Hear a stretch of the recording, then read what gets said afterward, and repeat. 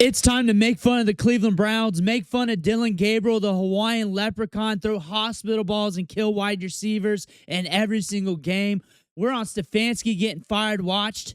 We're on Deshaun Watson wrecking everything watch. We're on Shedeur Sanders watch. It's all right here. We're pulling up the clips. The media is running hot with this today. Again, with so much content. We're going to cover it all with you. But before we begin, you need to click that subscribe button right now.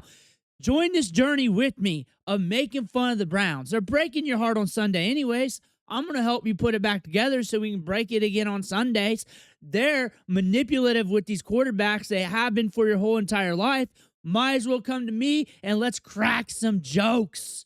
Let's make fun of these guys because what else can we do? Click that button. Stop missing out. And if you missed out on what Stefanski said yesterday, if you haven't caught the clips, here's the impression. I think it's not really fair. I think it's not fair to talk about Gabriel like that. We all need to get better. We all need to practice harder. It's all on me. And I'm not going to mention Shedeur Sanders' name. And I'm not going to mention that Dillon Gabriel actually sucks. I'm not going to mention any of that. I'm just going to put it under the rug like I always do. How long do you think the leash is on Dillon Gabriel before we see Shedeur Sanders on the field? Hard to say, but they're not in a huge rush to drag Dillon out of there. And think about it this way. If you have a third-round pick and you want to see what he can do and you want to try to develop him, he has started 5 games. Why would you want him to only start 5 games and then have your 5th-round pick start the next 8 games? Why would you do that? You know what I mean? You're going to want to see your 3rd-round pick start as many games as you can possibly get away with in terms of just development and maybe trying to get to winning and whatever else before you turn it over to your other rookie. So we'll have to see how it goes. Again, now you've got Deshaun Watson that's going to be factored into this potentially as they move forward. I would say that they'll give Dillon a number of more starts. He even sounded after the game like he knows there's going to come a time when he won't be starting if they don't start winning, but I do think that they want to see him for the foreseeable future. Dillon Gabriel is not a supercomputer. That is Cleveland Browns propaganda. Who came out with that? Big draft. The NFL draft community wasn't saying that about him. They said he had a good processor, like he breaks down things quickly. They're saying he was accurate. He was good at the Senior Bowl. He's got a lot of experience at the college level, like almost a whole decade at college with multiple teams. But he's not a supercomputer. Like nothing about him was elite. No elite traits. Like good traits for a backup. That's what Big Draft was saying. Nobody had him as a top 100 pick. That was a huge reach. Only the Browns had that. You're bought and sold by Cleveland Browns, Mary Kay propaganda. I don't think Dillon played horribly yesterday. I just don't think he played very well either. And 5 starts in, I am mystified at how we've not seen, for the supercomputer, I'm mystified how we've not seen the game slow down for him or him grow any more comfortable. He either can't see it or just doesn't see it. And I don't know what the difference is, meaning if you can't see it because you just don't actually view the field very well versus you just don't see it because you're panicked. I guess you'd want it to be the latter thing, but I don't know. I don't know which one it is. I just know it's happening with great regularity, and that's why you just can't sell that Dillon Gabriel has made any headway in 5 games, which means if you're not seeing progress, if it's not slowing down for him, What in the blue hell are we doing? Again, this is part of what we're speaking to is the obvious. They refuse to take the obvious. And the obvious here is to put Shedeur in and not even worry about Dillon Gabriel. But I think where a lot of the Shedeur fans like myself are now broken down, Nick, is that it just doesn't seem like Stefanski's ever going to do it. It seems like, I don't know, does Dillon... What has to happen for Dillon to lose his job at this point? He's just a 3rd-round pick. He wasn't even projected to be a 3rd-round pick, but the Browns drafted him. This is sunk cost fallacy. When you paid for something high-priced, but it doesn't work out, but you stick along with it. You stick along with that loser friend because you've been friends for years, but you figure out it's a loser, but you still stick around. This is a loser's mentality. This is what losers do. They don't cut bait. They don't move on. People are just like, what are the Browns waiting for to see Shedeur? Chris, what do you say when people ask you that question? I don't have an answer, because the obvious answer should be we've seen enough of Dillon Gabriel, especially because everyone is telling me, Tony Grossi included, that he's a backup quarterback. So why are we wasting time trying to figure out if our backup quarterback is any good? That's what we do. There's no reason to why they can't make the change at quarterback. There's no reason why, for some ever reason, they can't go back to Gabriel. He's a third-round pick. He's not supposed to be a starter. You're not ruining him. You're probably going to ruin him anyways. You might get his ass hurt with how bad he's playing. All right. A problem I have an issue with the play is if you were supposed to sell a fake right there, you didn't sell it, that means your timing's off. That's a problem. And then there's another problem. Delivery, too high. And look at all that. So from the get-go, this was in a bad spot. See what I'm saying? All right, if he's supposed to fake it there to influence it, which is kind of interesting, because why would you want to influence the look of going over there? But I guess there's a level of deception to it, because you want to influence it and not give it to him and make people say, oh, he was just a decoy. Okay? But again, it's off. Now set up. He did set his feet, so I don't get the throw. Stefanski won't even bring up Shedeur in the conversations. They ask about Shedeur, and they won't bring him up. Dillon Gabriel does not play good football. He makes 1 to 2 good throws a game, and he probably has 1 good quarter a game. If I'm on that Cleveland Browns team and I continue to get up here and hear what my coach is saying about we not even giving a young quarterback that had a first-round talent that we seen jump in here in preseason and training camp and ball out, that we know is going to bring us some different energy, that we know is probably going to be better than Dillon Gabriel, that we know is going to give us a better chance of scoring some points on offense so we can pin our ears back with Myles Garrett and go play some defense, put him out there. You keep on putting Dillon Gabriel out there, and the offense does the same exact thing every single week. Yeah. Nothing changes. Yeah. If Shedeur comes out there and he balls out and he plays lights out, you might not get fired in a couple weeks neither. Mm-hmm. If you keep on throwing Dillon Gabriel out there, you're going to get fired in a couple weeks. But I'm so tired of hearing Stefanski stand up there and act like you don't even want to talk about a player on your team.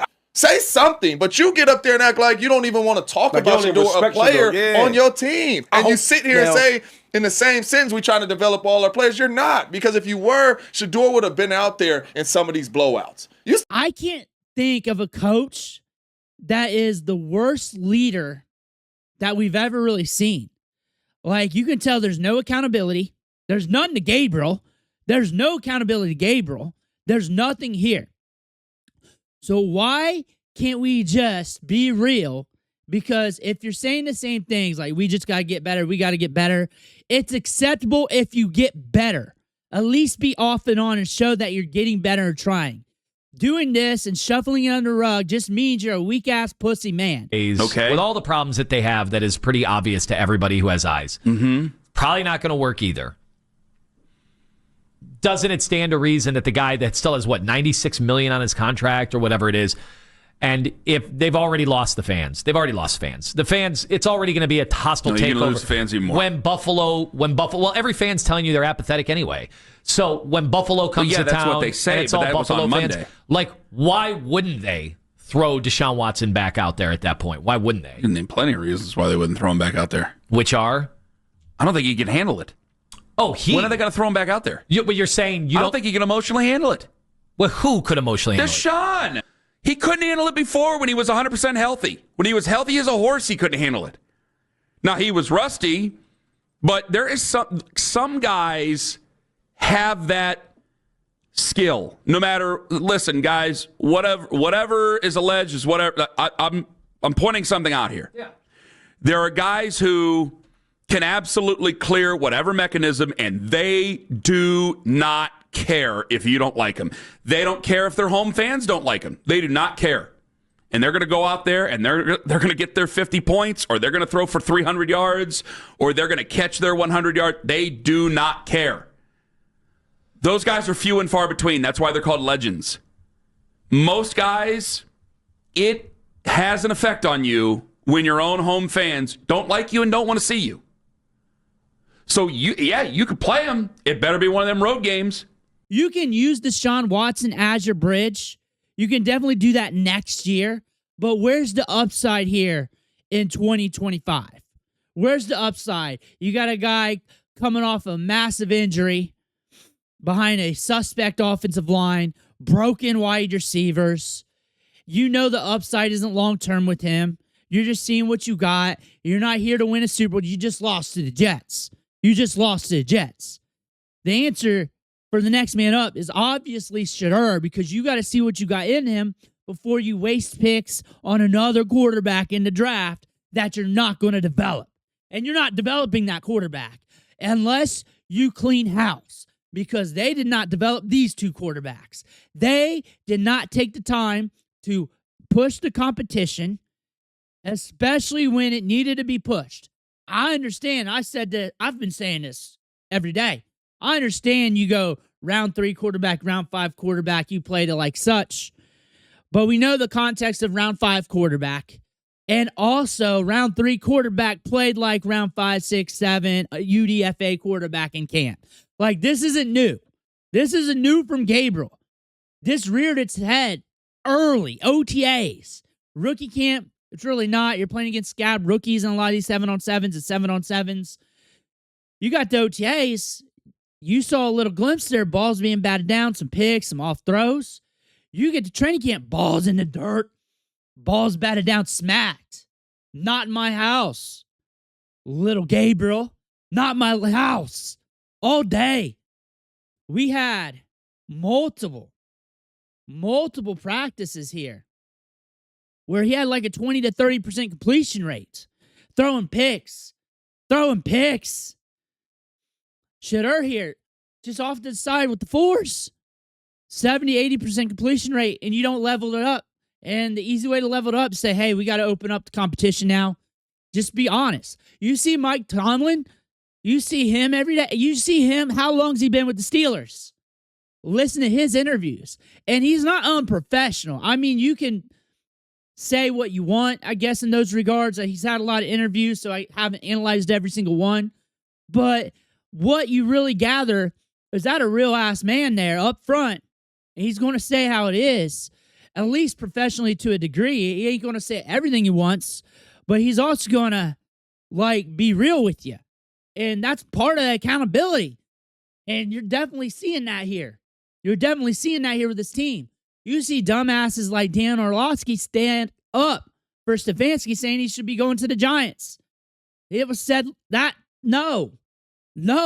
He's just going to go over there, and once things start running bad, accountability is not going to be held.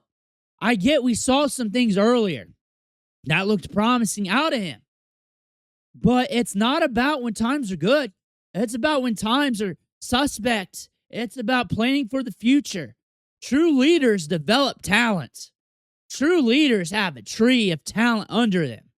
And they look at talent and they foster it. And it's in all walks of life. True leaders do that. True leaders elevate the guys on the bottom of the totem pole, your 5th-round picks that are showing promise. You start pushing them along because it makes the team better. You don't hold your hands tight and clutch and play not to lose. You don't do that. You come up to that podium like a man and you wear it. You own it. You don't act like you own it as a cloth over your face and try to hide. That's what you're doing, Stefanski. That's what you're doing. Everything would make more sense if you came in and really owned shit.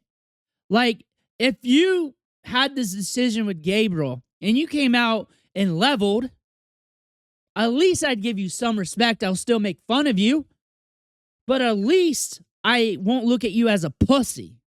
You're a pussy, Stefanski. That's a pussy. No one's saying that. No one's saying that. No one's going, Stefanski's a pussy. No one's going to take these clips, push it on the internet for me. No one's going to do that. I'm the one going hardest in the paint on him. That's pussy leadership. Big time pussy leadership. Big time. Big time ready pussy leadership. Just add some Shedeur talk into that, making it fun. But still, just keeping it real. Just keeping it real on that. Like, what? Like, why is it not? I mean, like, sure, you're saying the right things, but you're just hiding under the blanket, bro. You're hiding under the blanket. Come out and say it. Be a man about it. Act like you're leader of this team. Act like you're a leader of men here. You're not. You're not. Stefanski, you're not. We see you. We see through you. We see this every day. Like, you know what? You come out and you have logical reasons or even non-logical reasons. It's better than this.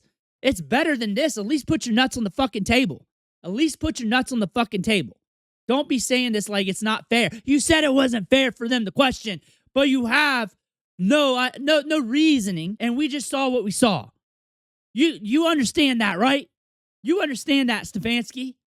You understand that, right? There's a reason why there's some coaches who can last long in the league at their jobs, and there's reasons why others can't. And they're not always going to win every single season either. And there's reasons why they can hold on to that, because they're leaders. They're leaders. This became a Stefanski rant, but I think that needed to be said. I think it needed to be called out. And everybody's wondering what's going on here. Part of it, he's a pussy. He's a pussy. Let me know what you think in the comments below. I want to hear about that. I'm sorry. I'm just really heartfelt today. Make sure you hit that subscribe button. One thing for watching. Catch you on the next video.